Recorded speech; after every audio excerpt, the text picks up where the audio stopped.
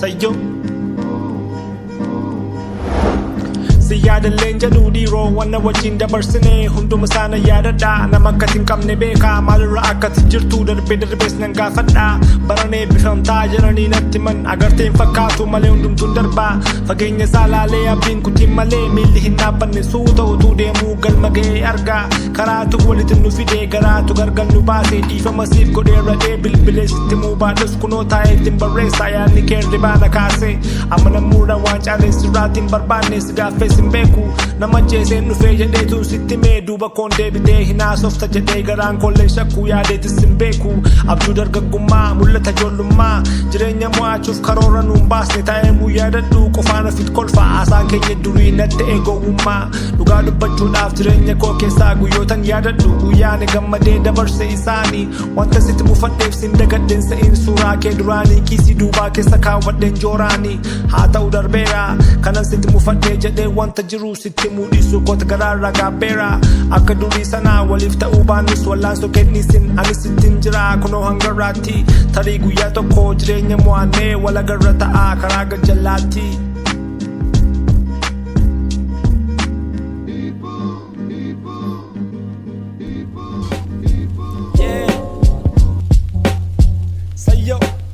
Yeroon kadhattee waaqa biraa argattee garaa gaafatachuu maalumaaf dagattee baga hin gaafatin silas waaqa biraa garaan hin kennamu garaan qodaa mitii garaan gabaa keessaa qarshiin hin bitamu dawwaan akka keetii garaa kan barbaadu nyaata ittiin quufuu fi quufa ittiin dhuufuu fi qanceen akka kootii garaa kan barbaadu loleessi moo'uufi moo'ee haadha manaa keessirraa fudhachuu fi maal gootireen tallis dhiira garaan qabne isheen kan barbaadu sasiree yaabbisee gammachuun boosisu marsaa sadii booddee dugdi isaan dadhabne hunduun jijjiiramaa seera uumamaatii hunduu dhufee darbaa akka qilleensaati jireenyi isaa abjuudhaa jedhu kan rafee bulu isaani waltajjii isaaniif dhifne nu kan sochoonu malaani kaan humna barbaadaa kaan immoo soorumaa kaan aangoof maraataa kaan immoo ulfinaa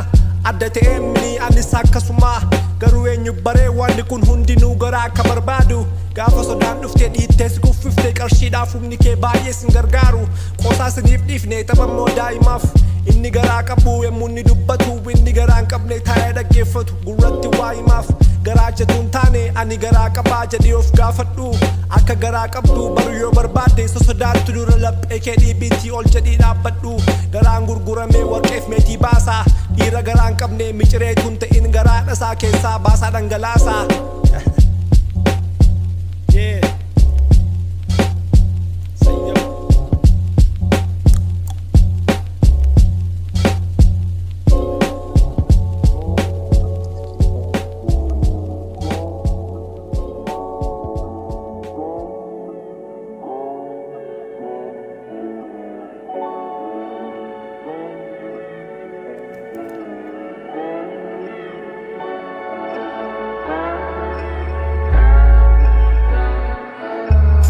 Deemsa karaatti jireenyi ka'umsaa fi galma gaaraaf irraan gadee qaba guyyaa gaarii akkasumas gadhee jalqaba koo beekaa guyyattii ishee duraa garaadha koo keessaa addunyaa milladhee xumurra koos beekaa dhihaatus fagaatus biyyoottu na nyaataa utuun kana beekuun kaleessa galgalaa jalqabbiin koo kanaa ati immoo dhuma koo maalonaaf bareechi jedhee tan kadhadhee nan dhageenye laataa moo utuu dhaga'uu na jalaa callisee imalli jireenyaa koo hagam fagaataa rifeensi mataa koo addaateen du'amoo akka obboloota koo karaatti du'eetan allaattii fi raammoo reeffa koo na nyaataa booreen garaa kootii halkan nan raffisu seeraaf heerri isaanii hin dubbatiin jedhaa garuummoo arrabni koo danda'een callisu